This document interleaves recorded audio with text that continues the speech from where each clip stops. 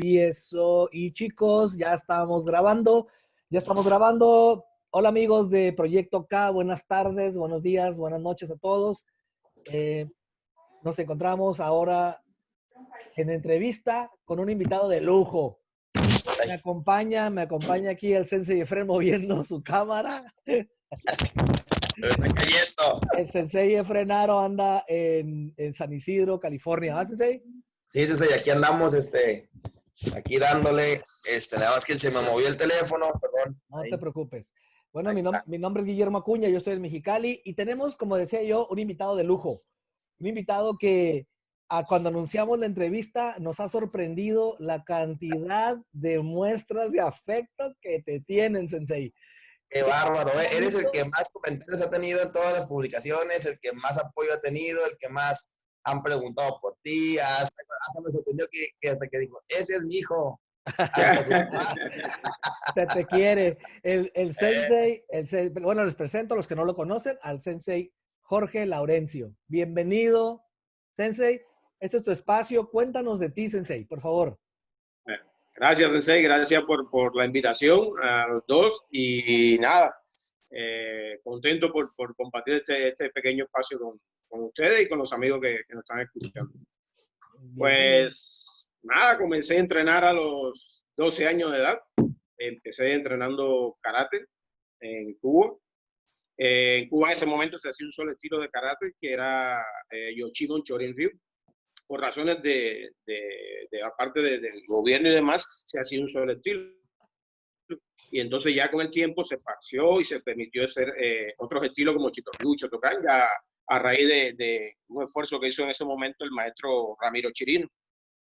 Y nada, comencé entonces ahí a los 12 años, después se creó una escuela que se le llamó Academia Provincial de Karate Do, y entonces había maestros que estaban frente a esa selección y lo empezaron a preparar ya para diferentes eventos y demás. Ya con el tiempo estudié la carrera de técnico medio en economía, hice economía y después hice la licenciatura en cultura física y deportes. Al graduarme, en quinto año de la carrera, me empiezo a hacer servicio social en la ESPA, Escuela Superior de Perfeccionamiento Atlético. Y entonces ahí me dieron la responsabilidad de empezar a prepararme con la categoría juvenil. Y ya ahí empezó toda mi parte como docente, ¿no? Como frente a alumno como tal de alto rendimiento y demás. Que aparte tenía que impartir unas escuelas, llamaban escuelas masivas, que era donde se nutría el alto rendimiento. Es decir, tenía que tener una base, empezar a entrenar niños, entonces según las pruebas que se iban haciendo, las condiciones y demás, pasaban a los centros de alto rendimiento según los filtros que había, ¿no? La escuela de iniciación y la escuela superior. Y ya después seguí ahí normal, la parte del entrenamiento, seguí preparándome hasta que en el 2004 de julio en diciembre en la Copa Cuba, se hacía una Copa Cuba en Ciudad de La Habana, el Coliseo de la Ciudad Deportiva, nos dio en diferentes países. Entonces va a México precisamente a esa copa, va el maestro Rolando Cías, que estaba frente a la federación en ese momento, y entonces va con un equipo y está él de invitado a la competencia.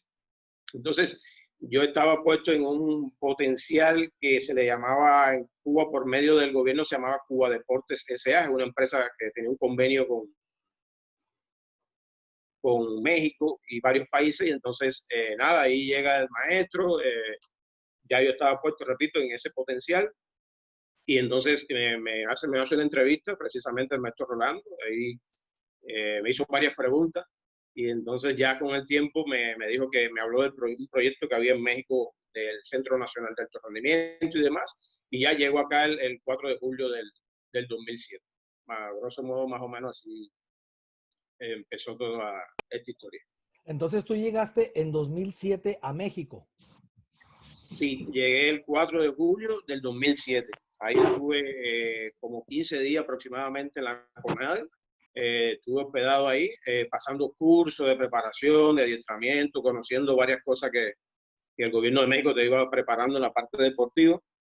Y entonces ya después me trasladaron y me llevaron al Centro Nacional de Alto Rendimiento, ya a conocer las instalaciones, a los directivos del deporte en ese momento que estaban frente al centro, y ya se hace una reunión con el cuerpo metodológico de la CONADE y ya me dicen las indicaciones que habían de trabajo para enfrentar, ¿no? Para esos tiempos que iba a estar ahí yo frente al centro. ¿Y qué tanto tiempo estuviste en el centro, Sensei? Estuve desde el 2007 hasta 2011. Ya terminan los Juegos de Guadalajara. Después, como en febrero del 2012, ya termina el convenio. Cuba en ese momento, como era un convenio de gobierno, podía estar hasta 5 años. Es decir, de 4 a 5 años. El último año era como una prórroga que te daba el gobierno, ¿no? Y tenían que estar los dos gobiernos de acuerdo para permitirlo. Y entonces ya estuve ya los 5 años, termino el último compromiso que fue Guadalajara 2011 y regreso a Cuba. Oh, te regresaste a Cuba. Sí, porque ya era un convenio, es decir, ya terminaba, no podía seguir, entonces ya regreso y me incorporo normal a la actividad de deporte mía ya y eso. Y entonces maestro, sí. Perdón, adelante, no, sigue, perdón, interrumpí. No, ya después le decía que Cuba aprueba una ley que se llama Ley de Contrataciones Personales. Y entonces ya no era bajo un convenio. Y ya sí, entonces es que sí se hace contacto y regreso, pero para acá, para Baja California. Entonces, pero ya es contrato personal, ¿no? Tú fuiste una pieza clave en la participación de los atletas en los Panamericanos de Guadalajara, de los Juegos Panamericanos. Sí, como entrenador. Sí, sí. Hubo un colectivo muy bueno. Un colectivo, es decir, no era Laurencio solo, ni mucho menos, sino que me tocó dirigir el colectivo de entrenadores. Estaba el profesor Armando Medina, estaba el maestro Koichi Choda como entrenador directo de Yadira Lira. Y entonces Juan Carlos Álvarez, es decir, había un cuerpo de entrenadores grande, pero ya sí para Guadalajara nos quedamos Armando Medina, Arzola, el maestro Ochoa, directo con la parte de la preparación de Yadira, y yo, que sí ya estaba llevando todo el proceso. Y ya se hizo un buen diseño, una buena planificación, una buena estrategia también, que se presentó ante la CONADE, y CONADE tenía que aprobar, ¿no? Si todos los directivos de la CONADE, recuerdo que la reunión era una mesa sentada con todos los directivos, tenía que presentar el programa, analizarlo, y entonces cada metodólogo podía hacer 1 o 2 preguntas de la preparación, y tenía que tener objetivo y tarea a vencer, ¿eh? No podía ir a un evento por ir, tenía que hablarle a lujo y detalle qué iba a pasar y qué se quería obtener en cada evento. Toda una metodología, pues. Sí, era un diseño metodológico, pero bien, era casi como un programa, ¿no? Te exigían como un programa, no tanto de un macro, sino como un pequeño libro, algo así. Entonces tenía que poner objetivos, la estrategia, toda la macroestructura, pero bien diseñado. Entonces ellos lo revisaban y ya te citaban a una junta. En esa junta donde estaba donde estaba toda la dirección de CONADE, era que se aprobaba el evento o no de participación. Entonces, de toda la selección. Sí. Tú tienes como un manual de lo que tú ibas a hacer con los atletas. Tú tienes que presentar como un manual, ¿verdad? Sí. Para yo tengo esto que ofrecer y ya que ellos... Exacto. Esa es así funcionaba, ¿no? Era la idea. Es decir, no podía llegar con un macrociclo solo y decir, así voy a preparar a los chavos. No, tenía que tener el macro, su objetivo, qué iba a pasar, una planilla de seguimiento donde recogía su entrenador de base, es decir, ese atleta que estaba en la selección nacional, donde se formó, en el dojo que se formó, a qué edad empezó, e incluso índice de grasa, por ciento, todo un estudio bien diseñado, ¿no? Bien profundo. Oye, Sensei Jorge, eso que me hablas, ¿ya no sucede o se sigue trabajando de esa manera? No tengo, me imagino que deben seguir haciéndolo así, porque no tengo conocimiento de si le están haciendo o no. Me imagino que lo correcto es que se debe hacer así, porque en fin de cuentas es un orden metodológico que se debe seguir para obtener los resultados. No podemos ir a ningún evento de esa índole internacional y mucho menos de juego y pensando ahora en los Juegos Olímpicos y que quieras ir porque se tiene colmillo o porque la atleta tiene perspectiva. No, tiene que tener todo un diseño de preparación para eso. Entonces me imagino que sí deben estar haciéndolo igual, ¿no? O parecido el mismo orden que ellos mismos exigen como CONADE. Y maestro, Sí. perdón. No, dale, Sensei. Ahora que tú regresas, cuando tú te vas a Cuba y regresas a Baja California, ¿con qué propósito regresas? Bueno, O sea, sí. ¿cuál es o sea, tú dices que terminaste tu ciclo en México porque pasó el tiempo, regresaste a Cuba, regresas a Baja California, ¿con qué propósito? Baja California Sur. Baja California Sur, sí, Baja California Sur, perdón. Sí, repito, como yo había estado por un convenio de gobierno y Cuba aprueba las contrataciones personales, lo primero que pone en la ley es que los maestros que hayan estado trabajando en diferentes países, México, Perú, etcétera, y quisieran contratarse personal, ya no tenían que pedirle un permiso al gobierno ni salir por lo que indicaba el gobierno. Y entonces, un buen día, el buen amigo acá de Baja California Sur, estuvimos platicando, siempre mantuve comunicación con varios amigos acá de México, alumnos, maestros, amigos de siempre, y también se enteran también de esta parte de la ley y empezamos a comunicarlo, y me dan la idea nos proponemos, ¿no? De que si me interesaría venir a apoyar y trabajar en esa parte, no solamente el karate, sino los deportes de combate. Y en ese momento, el que era director del Instituto del Deporte en Baja California Sur en ese momento, el ingeniero Amarillas, me llama y entonces me propone que si podía venir a apoyar en la parte de karate y a la parte metodológica en los deportes de combate, como una parte de asesoría. Y así, entonces hago todas las documentaciones de nuevo. Había que sacar un pasaporte nuevo porque ya mi pasaporte era un pasaporte diplomático, ¿no? Era un pasaporte de gobierno y no lo tenía yo en las manos. El que te lo retira. Y entonces hubo que sacar un pasaporte con las nuevas leyes, etcétera, etcétera, y ya cumple todos los requisitos que exige el gobierno de México y el gobierno de Cuba en ese momento para poder regresar acá a Baja California. Es decir, regresar a México a Baja California Sur. Entonces, ubicándome en el tiempo, tú llegaste a Baja California, perdón, sé que te interrumpa, perdón, pero es que para ubicándome en el tiempo, tú estás aquí como desde 2013. Llegué hace 5 años, 2015. 2015, ok. Ok, 2015 sí. Ya estás en Baja California Sur. Sí, bueno, ok. Adelante, Guillermo. Sí, perdón por interrumpirte. Estamos en la misma frecuencia, se iba a preguntarle lo mismo, ¿eh? Qué bueno. Bueno, ok. Sí. Ya nos han pasado varios. Sí, ya estamos igual. Pero ahora yo te pregunto, Sensei Jorge, sí. Baja California Sur, de hecho, saludos a Baja California Sur, hay muy buenos amigos por allá, están Oscamal, está Robles, Cisneros, gente con la que me he llevado muy bien y otros más por ahí que conozco, ¿no? Y saludos a todos. Tú llegas a Baja California Sur y Baja California Sur ha tenido un repunte tremendo. O sea, hay unos atletas buenísimos. ¿En qué has contribuido, Sensei? ¿Tiene mucho que ver contigo esa parte? No, yo pienso que Baja California sí ha sido un estado fuerte. Desde que yo estaba en la federación, seguíamos muchos atletas de acá. Incluso tuve un atleta de acá desde los 15 años, que era Carlos Ibarra Pérpuli. A los 15 años estuvo allá en el Centro Nacional del Rendimiento. Yo pienso que mi contribución ha sido con todos, para todos, por razones de la vida. Me tocó otro rol, pero sí he trabajado con alumnos directos que los maestros me han tenido la confianza de concederme su preparación. Y en base a eso sí hemos hecho una preparación individual, pero muy pegado a su maestro directo. Es decir, que sean parte también y sean partícipes de toda la preparación que van llevando estos muchachos. Yo creo que al final es contribuir, ¿no?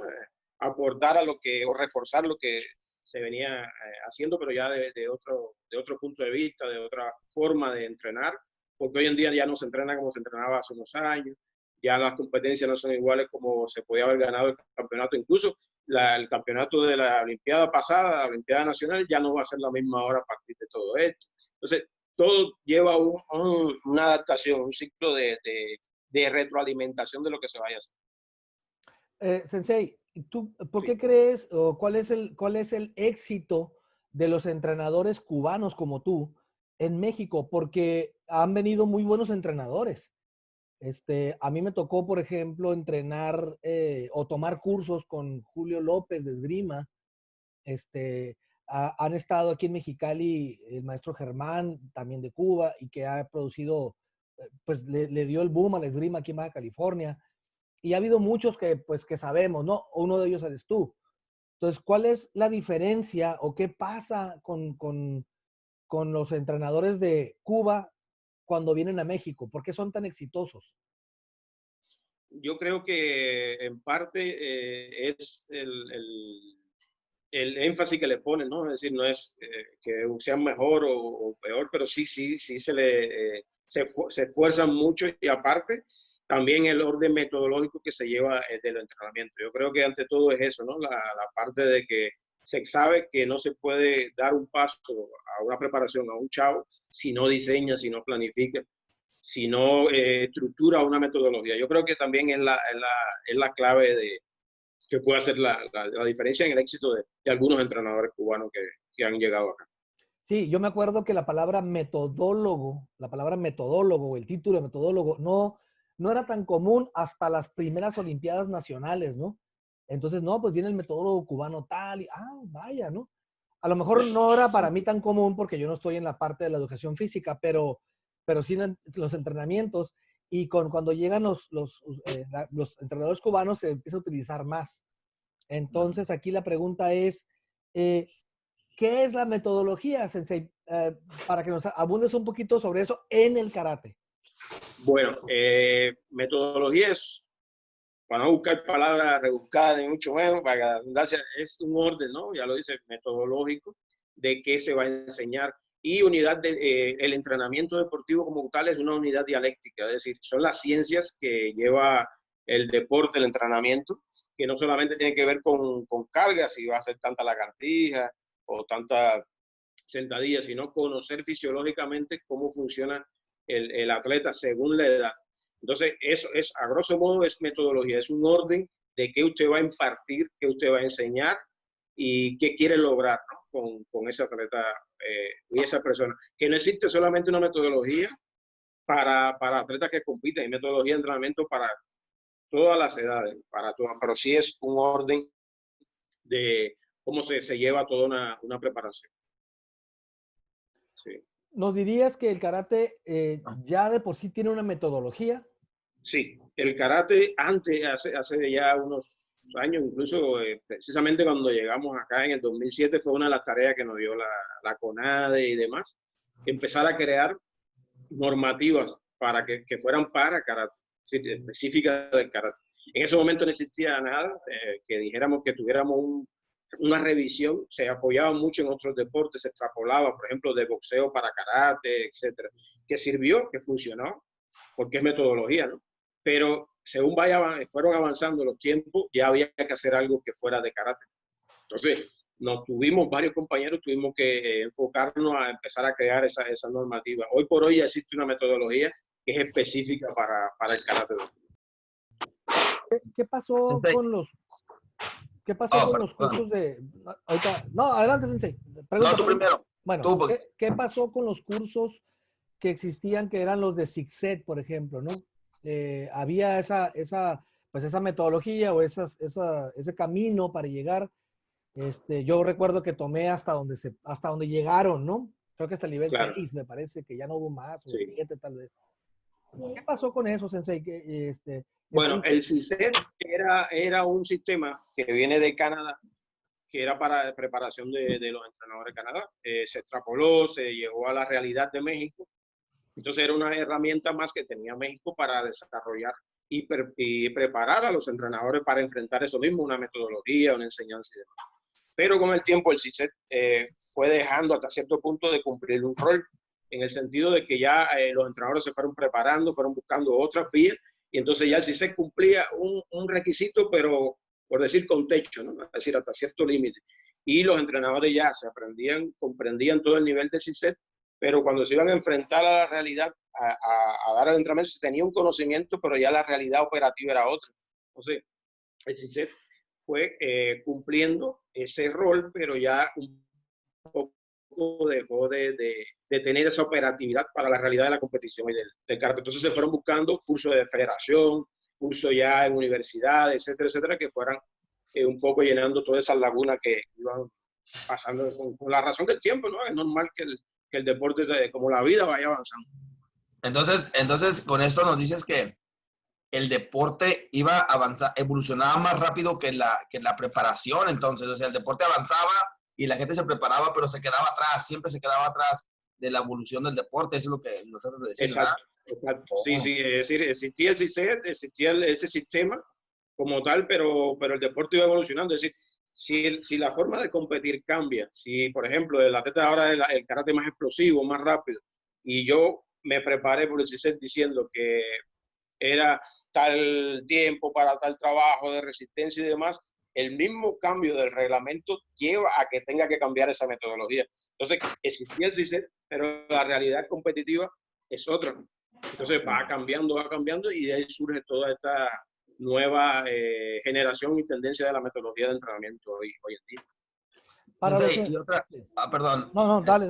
Ok, mira, Sensei, el karate de por sí naturalmente tiene un método de enseñanza, desde blanco, amarillo, naranja, tiene un método de enseñanza, ¿verdad?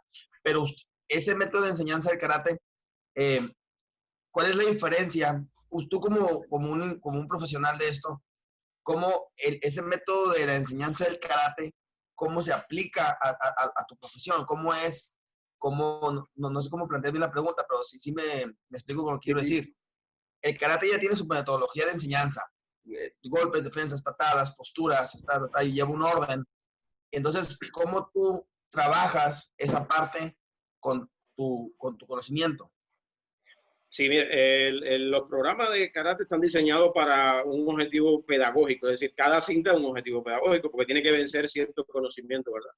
Entonces va adquiriendo cierto grado por el tiempo que lo marque cada organización, cada maestro y demás, ya desde su punto de vista muy personal y creado por años, ¿no? Pero yo creo que lo fundamental va a ser en la metodología, va a la hora de la enseñanza técnica, la parte táctica, es decir, si el niño tiene que aprenderse 3 katas o 4 posturas, dentro de esa dinámica técnica se le debe incluir también preparación física para esa edad. Se le debe empezar a enseñar el razonamiento del pensamiento táctico, porque la táctica se enseña igual que se enseña la técnica. A veces decimos, no, es técnica, no. También tiene que enseñar a razonar, a resolver tareas, y las dos van implícitas. Es decir, para que el atleta pueda ser inteligente, tiene que condicionarlo, tiene que preparar la técnica para que le dé paso a la táctica.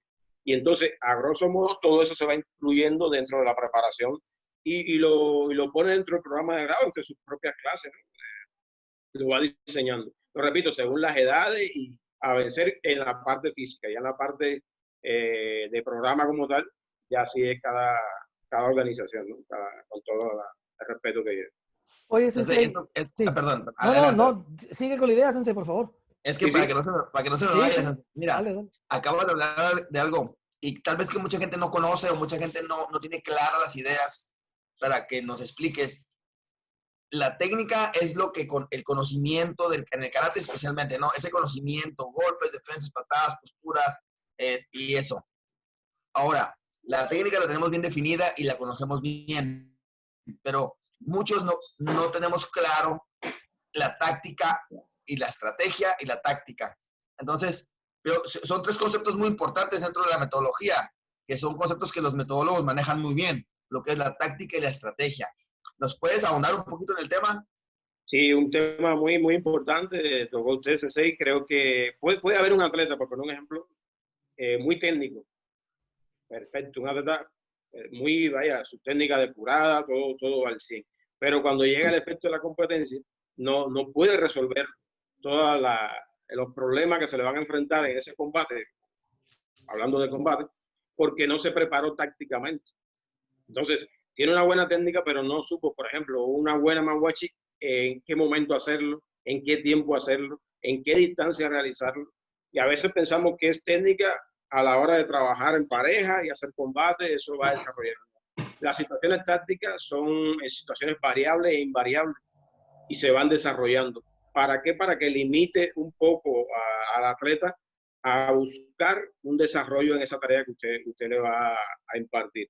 Por eso, a veces se tiende, aunque se vea implícito técnico, táctico y estrategia, la estrategia es cuando se sienta el entrenador, el doctor del equipo, el fisioterapeuta, e incluso hasta los mismos padres dentro de la casa hacen una estrategia para que el chavo vaya a una competencia. Entonces, a todo eso que se ve previo a la competencia se le llama estrategia. Una estrategia puede ser en el mismo momento de la competencia, pero a la hora de enfrentarse ya a esa persona, a la hora incluso de salir un kata, ya usa otro elemento táctico, igual en el combate, porque se va a enfrentar a algo.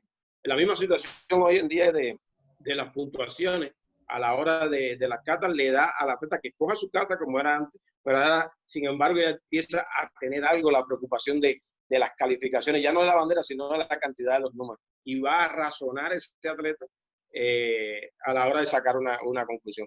De ahí la importancia de conocer toda esta parte del entrenamiento en la parte táctica. Por eso es una unidad dialéctica, esa es la matemática aplicada dentro del entrenamiento deportivo. Interesantísimo. Sensei, dos preguntas aquí que voy a formularte, ¿no? La Sí. primera es, ¿dónde se empieza a aprender la metodología? O sea, ¿cómo un entrenador que no tiene contacto con metodología más que con su dojo, por ejemplo, pero que quiere formarse como buen entrenador, cómo debe de empezar a estudiar metodología? Y la segunda pregunta que te hago, porque pues siento que van ligadas, es que si encuentras resistencia con cierto tipo de entrenadores, ya sea por cuestión cultural, por edad, por formación, no sé. A ver, Sensei, Buena pregunta. Ya te puse a pensar un poco. Buena pregunta. En el caso de la metodología, por ejemplo, la ciencia sale del empirismo, es decir, toda la parte del entrenamiento deportivo, los mismos programas de grado están diseñados por maestros que se sentaron, pensaron, es decir, hicieron todo eso, una metodología de los grados. Pero, repito, en la actualidad, para poder ya hasta realizar una lagartija se debe diseñar una X cantidad y demás. Entonces yo siento que el entrenador, lo primero es ubicarse en la edad que está atendiendo, del grupo, de los niños, si son personas adultas y demás, y un poco sentarse a diseñar. A veces somos un poco, no nos gusta sentarnos a escribir y de poner tanta lagartija, tanto no, pero si hoy hice, metodológicamente facilito, si hoy lunes yo hice 50 lagartijas, pues mañana ese niño en la clase me va a hacer 40, el miércoles va a ser 60, el viernes así, y lo que estoy cumpliendo un principio que se llama carga ondulatoria, es decir, todos los días no puede aplicar la misma carga, ese niño no puede hacer todos los días 50 lagartijas. El objetivo suyo es que ese niño vaya venciendo su propia fuerza, que hoy en la actualidad es lo más importante. El hombre no es más fuerte porque levante 2.000 kilos en press de pecho, sino porque levante su propio peso varias veces. Entonces, a eso se le va enseñando al niño desde, por poner un ejemplo, ¿no? Hipotético con la lagartija, se le va enseñando ese orden metodológico. Yo creo que es nada más que organizar lo que se quiere dar. Si como mismo se hace en la parte técnica, incluir la parte física, sin descuidar las edades. Y la otra pregunta, sí, he tenido como varios maestros, ¿no? Decir, no, yo no me interesa la metodología, o el que es metodólogo no sabe de karate, o el que sabe de así, toda esa parte. Pero bueno, siento que es parte ¿no? de lo que nos toca prepararnos, enfrentarnos. Y lo otro que lo ven como, muchos lo ven como que le quiere cuestionar el trabajo, y no es la idea. La idea es que ese atleta tenga una longevidad, es decir, que pueda durar hasta qué tiempo en una competencia, porque no puedo saber de metodología, pero tengo un resultado, ¿no? Mis resultados me avalan. Claro que sí, nadie le está diciendo que no, pero hasta qué momento va a durar ese atleta, o cuál es su objetivo, porque llegó nada más a ser campeón centroamericano o panamericano, ya era su objetivo. Cuando pase a otra fase, no se va a enfrentar a un atleta o que no tiene esa preparación. Se va a enfrentar a un atleta que tiene un equipo multidisciplinario detrás, un equipo que le está preparando. Entonces, no, el iraní es buenísimo, el de Egipto es buenísimo. No, lo que pasa es que se están preparando y sin embargo cometimos esos errores. Ese atleta que está así es por algo. Lo que a lo mejor no se ve en la cara, nada más que se ve uno solo, pero detrás de ese atleta hay un equipo multidisciplinario, como los mismos equipos de fútbol. No es el director técnico del equipo de fútbol, sino todo el equipo que hay detrás de ese gran equipo de fútbol. Sensei, yo te pregunto esto porque a veces los maestros de karate nos creemos todólogos, ¿no? Y pensamos que nosotros podemos resolver todo el panorama de la competencia y somos muy celosos con el atleta. Entonces, aquí la pregunta sería, ¿cómo hacer un equipo multidisciplinario y cómo aceptarlo también, ¿no? Y pues tú te has enfrentado, yo creo que a 1000 batallas de esto, ¿no? Sí, el equipo, primero es que como bien usted dijo, el maestro esté totalmente de acuerdo y que vea que no es que va a robar talento, ni mucho menos, porque cada cual le ha tocado realizar esa tarea donde quiera.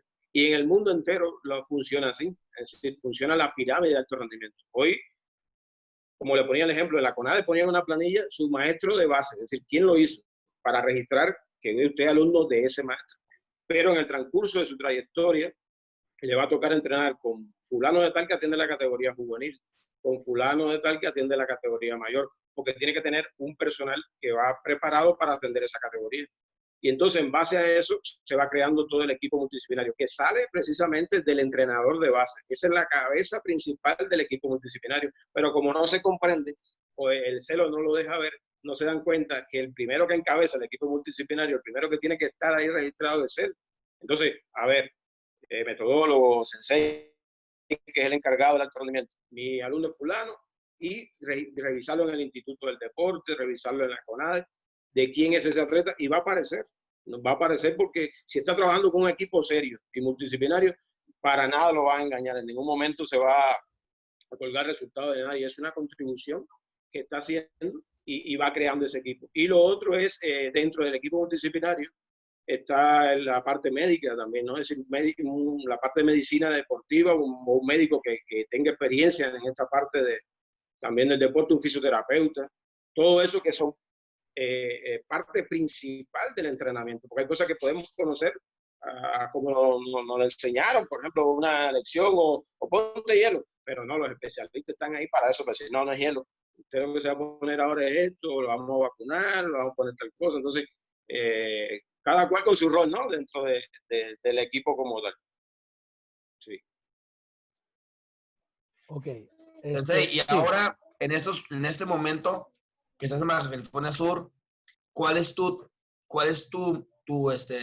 giro? ¿Cuál es tu trabajo ahorita? ¿En qué estás trabajando? ¿Cómo estás trabajando ahorita en el estado? ¿Si estás trabajando en el estado o nomás en tu dojo o cómo? Sí, estoy en el Instituto del Deporte, estoy frente a la parte de alto rendimiento de karate, estoy trabajando con maestros que venimos trabajando muy en común con sus atletas y demás. Y aparte estoy como en la parte metodológica atendiendo como asesoría de deporte de combate y frente al equipo multidisciplinario del instituto. Estoy como la parte técnica del equipo multidisciplinario.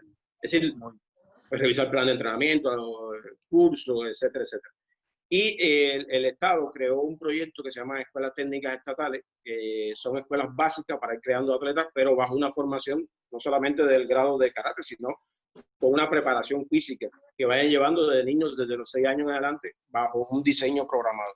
Entonces estoy frente a ese proyecto también de la Escuela Técnica Deportiva, con niños que ahora por toda esta situación se ha un poco distorsionado esta parte, pero se mantiene el mismo espíritu, se mantiene las clases ahí en línea con algunos, pero más o menos funcionando. Es lo que atiendo yo en la parte del instituto, alto rendimiento y asesoría en deportes de combate del equipo multidisciplinario.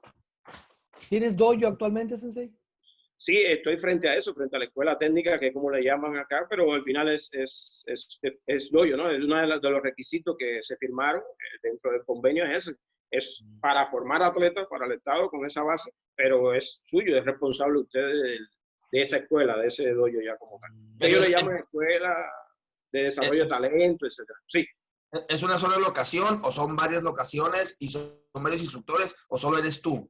No, en este caso estoy yo. El proyecto es para todos los deportes, pero uno de los requisitos que se pone es que tiene que estar, por ejemplo, que tener la carrera para poder cumplir ese rol dentro de la escuela, porque es desarrollar a esos chavos, ¿no?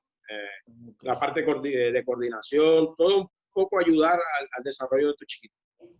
Muy bien. ¿Y Excelente. qué tal? También. ¿Tienen mucha afluencia? ¿Hay mucha gente entrenando? Empezó el proyecto como con 5 niños, poquito, ¿no? ¿No? Y fue bien difícil, pero nunca perdimos el espíritu, no mucho menos. Hoy por hoy sí, ya hay había matriculado casi 35, 30 personas más o menos, de diferentes edades. Se abrió otra parte para personas adultas y ya hay en el grupo de personas adultas hay aproximadamente como 8 o 9 personas entrenando. De niños, 30 y 8 adultos más o menos. Muy bien. Chicos, tengo que cortar esta parte para irnos a la parte 2, ¿sí? Entonces, voy a dejar de grabar ahorita.